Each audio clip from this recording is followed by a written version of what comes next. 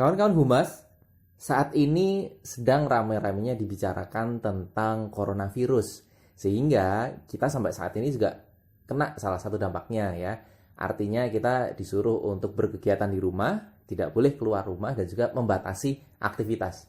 Nah, ngomong-ngomong tentang kehumasan, ada beberapa hal yang ingin saya bicarakan. Khususnya terkait bagaimana kehumasan dari pemerintah, baik itu pemerintah pusat, pemerintah daerah, provinsi atau kota, itu memberikan penerangan-penerangan kepada publik terkait dengan adanya virus corona ini. Nah, kita bisa melihat bahwa kalau teman-teman menyaksikan beberapa tayangan YouTube misalnya atau beberapa headline-headline berita, pihak humas dari pemerintah ya melalui orang-orang yang sudah ditunjuk untuk memberikan penerangan terkait dengan informasi coronavirus ini, ada yang mengatakan bahwa pemerintah itu seakan-akan banyak hal yang ditutup-tutupi. Entah itu terkait dengan penyebarannya, terus kemudian jumlah penderitanya, jumlah orang yang sudah terpapar. Seakan-akan ada hal yang memang informasi itu ditahan, tidak semuanya diinformasikan ke publik atau ke masyarakat. Nah, padahal kita tahu bahwa salah satu tanggung jawab bagian kehumasan atau kegiatan kehumasan, selain dia itu memberikan informasi, dia itu juga harus memberikan hal-hal yang sifatnya penerangan kepada orang-orang yang memang diberikan informasi ini. Kalau kita sempat mengikuti, jadi ada semacam sedikit beda pendapat antara beliau-beliau yang menjadi kepala daerah dengan beliau-beliau yang ada di pusat pemerintah Jakarta, seperti itu. Pemerintah daerah mengatakan mereka nanti akan merilis setiap peristiwa yang terjadi di daerahnya masing-masing atau di provinsi masing-masing.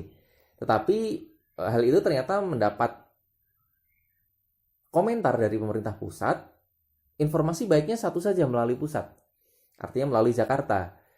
Pemerintah daerah semuanya mengikut dari pemerintah pusat, tidak perlu menerbitkan informasi yang terbaru.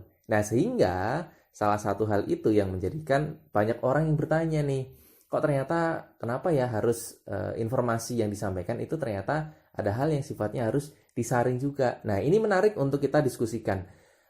Humas itu selain memberikan informasi, memberikan penerangan, dia juga paling tidak harus memberikan kontrol terhadap apa yang nanti akan diinformasikan.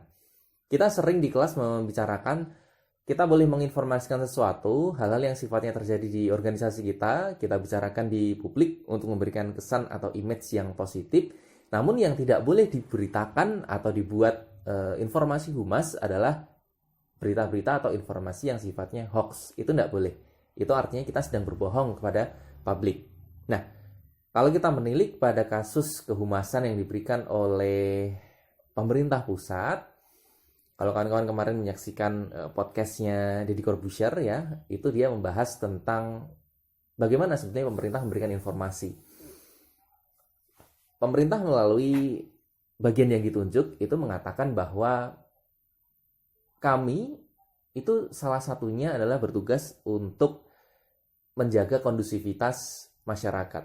Jangan sampai informasi yang memang simpang siur, informasi yang memang dirasa itu sangat mengkhawatirkan atau menakutkan itu ditelan mentah-mentah oleh masyarakat.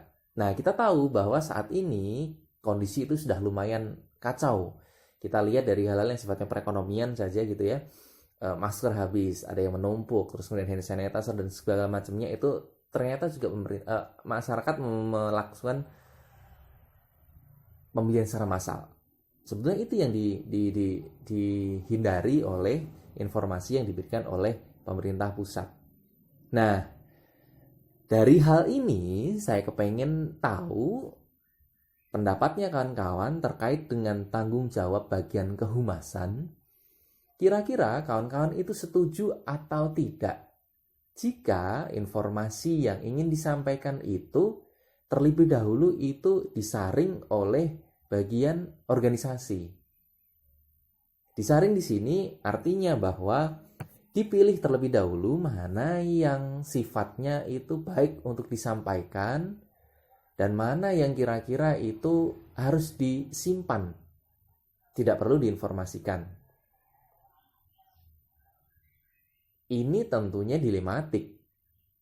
Humas itu harus menginformasikan, tetapi di sisi lain humas selain membangun citra, dia juga bertugas untuk mempertahankan citra.